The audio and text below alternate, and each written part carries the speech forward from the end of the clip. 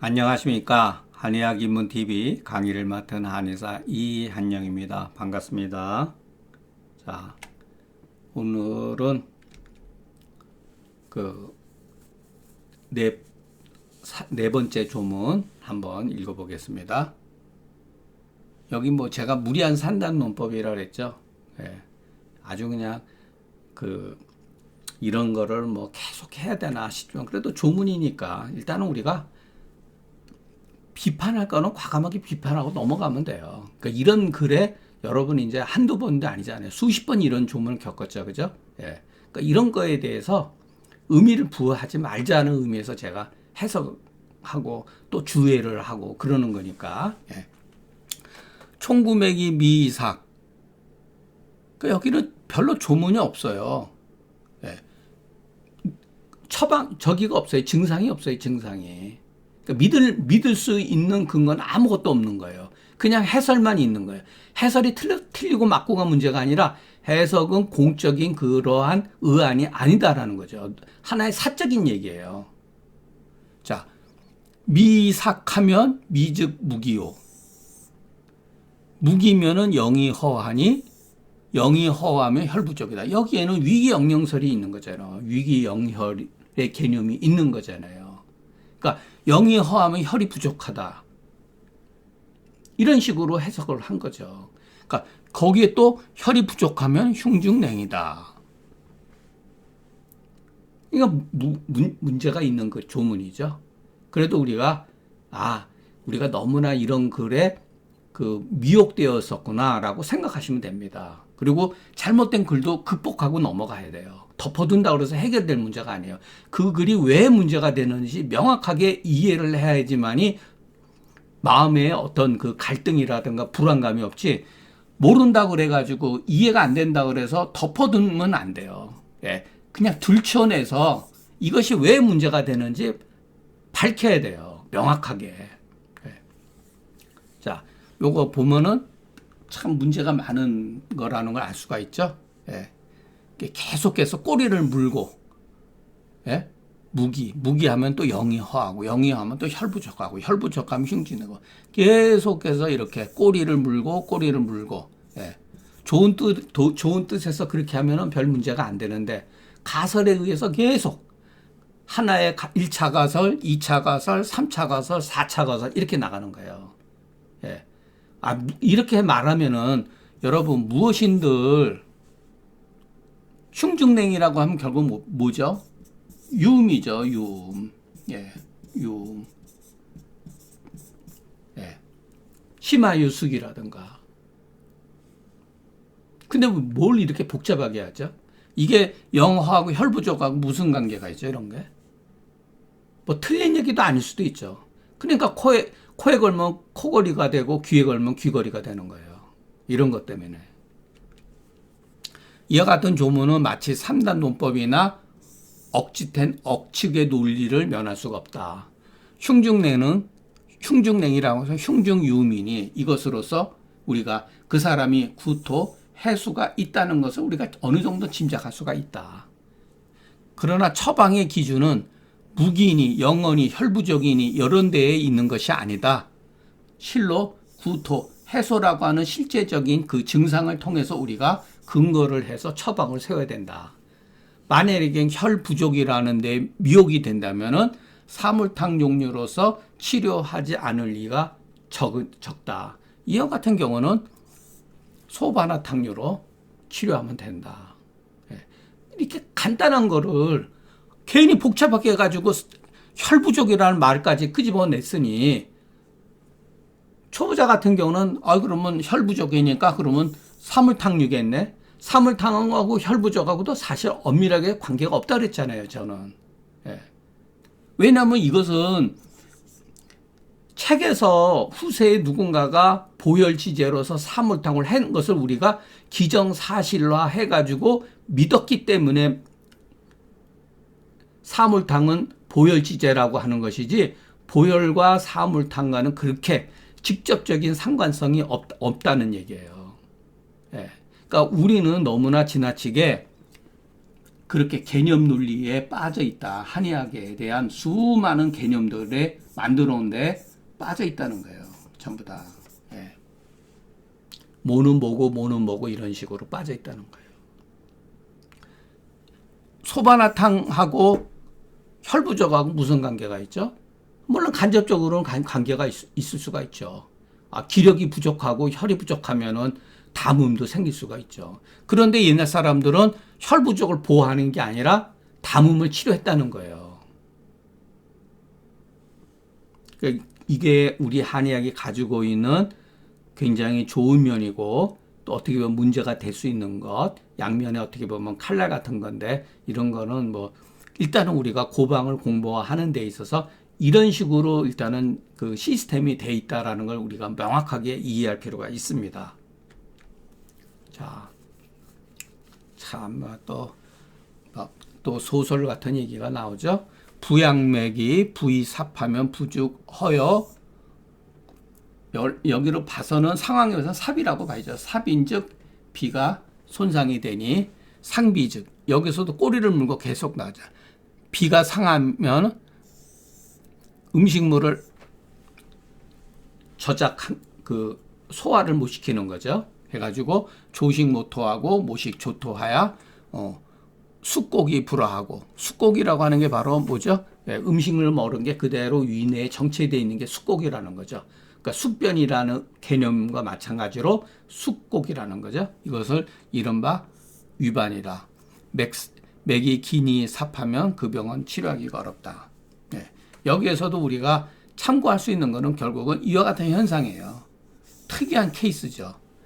아침에 먹은 음식이 소화가 전혀 안 돼가지고 저녁 때 그냥 토하고 저녁에 먹은 음식이 그대로 소화가 안 숙곡인 상태로 돼 있다가 아침에 그대로 토했다는 거예요.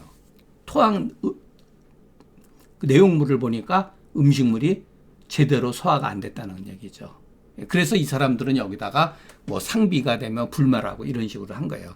불마기 때문에 숙곡이라고 이렇게 표현한 것 같아요. 이것도 전부 다 억지로 갖다가 끼워 맞춘 거죠. 부양의 활맥으로서 위기가 실한 것을 판단하고 부양맥의 긴맥으로서 비기가 강한 것을 뭐 판단하며 이건 앞에 조문에 나왔었잖아요. 그러니까 소음의 맥으로서 소음이라고 하는 것은 그 촌간척에서 그 좌의 그 좌측에 청맥을 말한다고 그러는데 그거 다 넌센스죠.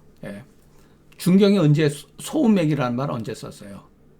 소음맥이 있으면은 소양맥도 있어야 되고 태양맥도 있어야 되고 그러는데 맥이 부침지삭이라는 거는 옳지만은 소음맥이라고 하는 것은 옳지 않다는 얘기죠. 소음맥으로서 신기를 판단하니 이와 같은 논은 당시 후세 사람이죠. 여기는 당시라고 하는 건 중경 이후에 위진남북조 시대를 거치면서 아마 그 소위 수나라 전까지는 아마 이와 같은 그 의안이 있었던 것 같아요.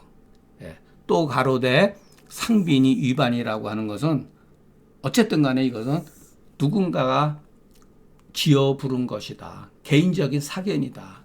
그러니까 중요한 것은 상비다, 위반이다, 반위증이다. 이것이 중요한 게 아니라 조식모토와 모식조토라고 하는 그와 같은 그 현상이 중요한 거예요. 이것은 특이한 증상이다. 그것을 반이라고 부르는 것은 괜찮습니다. 근데 위반이라는 것은 뭐 요즘에는 또 위암이라고 반의를 위암이라고도 얘기를 하고 그러는데 저는 그것까지 맞다 틀리다라고 말씀을 드릴 수가 없어요. 왜냐하면 제가 모르는 영역이기 때문에 제가 여러분들한테 처음부터 끝까지 견지하고 있는 것은 뭐냐면은 증상만 가지고 일단은 얘기하겠다. 그 증상에 대한 해석이라든가 현대적인 해석 같은 경우는 제 능력 바뀌거든요. 꼭 위암이 아니더라도 얼마든지 조식 모토하고 모식 조토하는 것이 발생할 수도 있거든요. 무릇 당시의 의안과 한 누군가의 그 명명한 것은 시대에 따라서 사람에 따라서 얼마든지 변할 수가 있으나 저 병증은 예로부터 지금까지 변하는 게 아니다. 그러니까 제가 여러분들한테 항상 하는 게 뭐냐.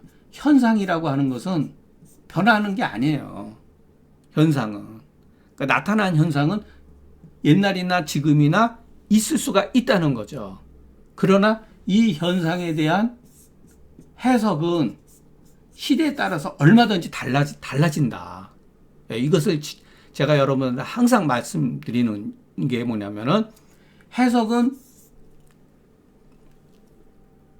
수나라, 당나라, 명나라, 청나라, 청대에 얼마든지 변해왔어요. 해석은. 그러나 그 현상은 변한 게 아니라는 거예요. 그렇기 때문에 저도 이 글을 쓰면서 굉장히 고민을 많이 했어요. 그래서 중명서나 요략의 조문을 우리가 읽을 때 항상 실증에 근거를 해야 되는 것이 바로 이 때문이다. 이 실증이 바로 현상이죠. 그러면은 현대의학적으로 조식모토하고 모식조토하는 것이 어떠한 병이라고 하는 것은 요즘 시대에는 이와 같은 것을 뭐라고 한다. 이런 것은 얼마든지 좋다고 봅니다. 조문의 뜻은 다른 게 아니다. 알고 보면은 조식모토, 모토조식, 맥기니삽 하면은 대체적으로 이런 경우는 치료가 안 되더라. 아마 이런 뜻 같습니다. 하하면은 안 되는 사례. 병인이 막 토하는데 토하는 그러한 조짐이 있는데 화법을 쓰면 안 된다. 당연하죠. 화해법을 써야죠. 화해법.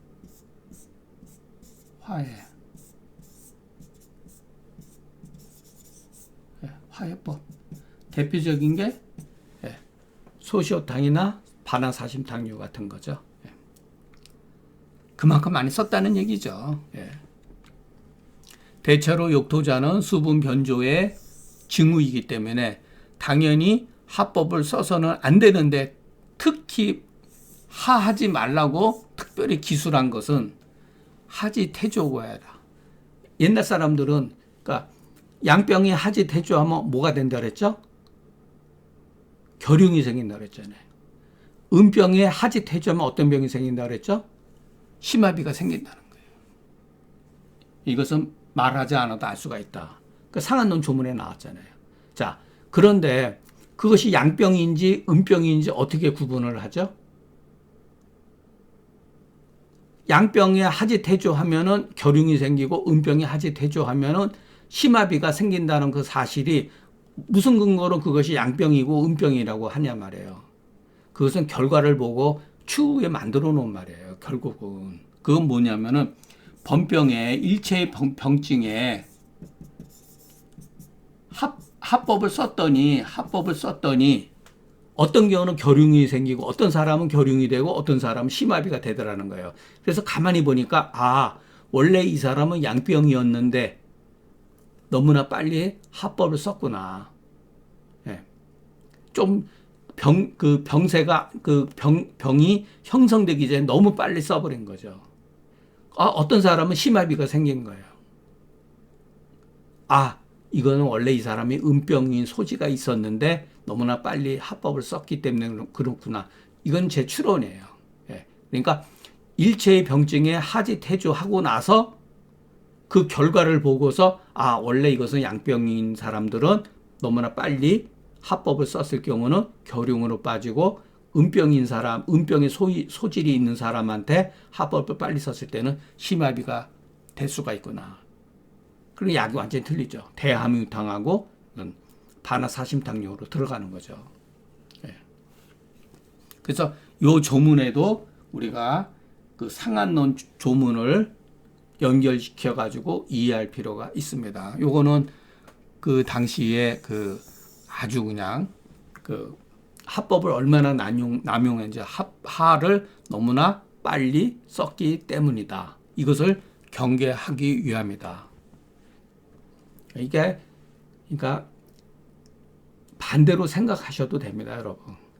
그러니까 한토화법이 그만큼 부작용이 많았다는 것 이면에는 그만큼 효과도 탁월한 점이 많았어요. 자, 우리가 항상 중경서를 근거로 해가지고 중경설을 근거를 해가지고 금계율학을 이해하는 그 뭐랄까 방안을 여러분들이 나름대로 전부 다 각자가 마련하면은 글이 조금 이해하는데 조금 도움이 된다고 봅니다.